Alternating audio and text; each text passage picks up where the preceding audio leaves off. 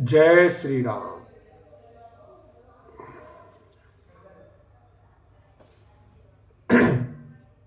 बर कुंवरी कर तल जोरी साखो चारु दो कुल गुरु कर भयो पानी गहनु बिलोक विधि सुर मन मुनि आनंद भर सुख मूल दूल देख दंपति पुलक तन हुल सोहियो करि लोक वेद विधानु कन्या दानु नृपभूषण कियो।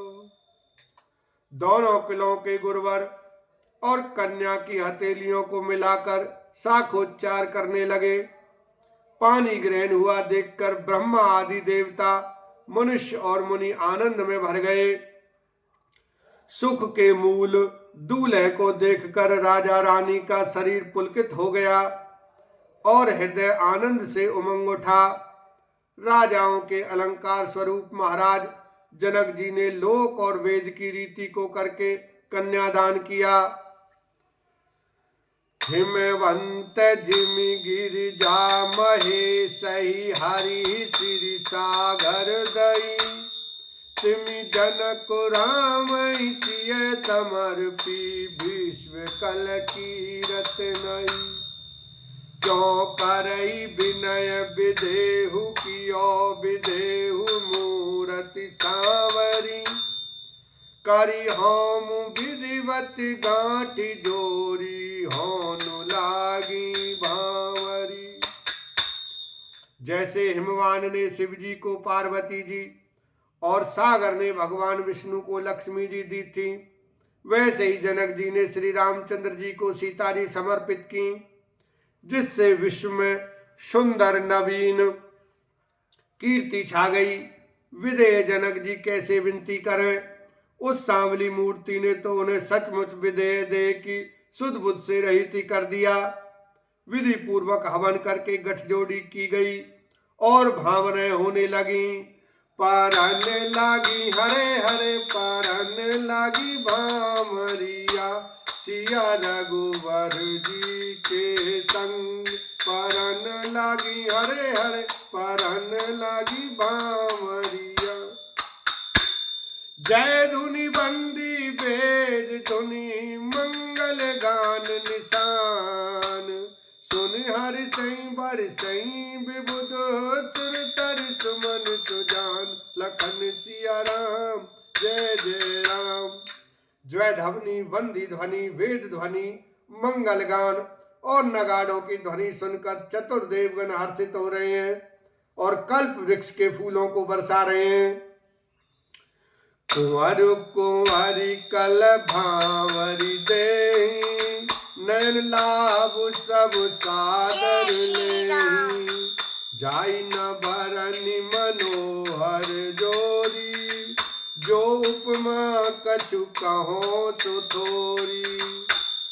वर और कन्या सुंदर भावरे दे रहे हैं। सब लोग आदर पूर्वक उन्हें देखकर नेत्रों को परम लाभ ले रहे हैं। मनोहर जोड़ी का वर्णन नहीं हो सकता। जो कुछ उपमा कहूं वही थोड़ी होगी। राम सी है सुंदर प्रतिछाई जगमगात मणि कंबन माई मनु मदन रति धरि बहु रूपा देखत राम बियाहु अनुपा। श्री राम जी और श्री सीता जी की सुंदर परछाई मणियों के खंभों में जगमगा रही हैं, अर्थात बहुत हैं, इसलिए वे मानो बार बार प्रकट होते और छिपते हैं। सब देखने वाले आनंद मग्न हो गए और जनक जी की भांति सभी अपनी सुध-बुध भूल गए।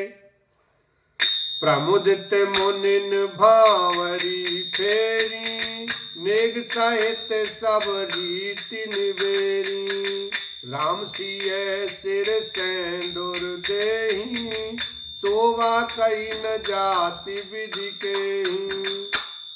मुनियों ने आनंद पूर्वक भांवरें फिराई और नेग सहित सब रीतियों को पूरा किया।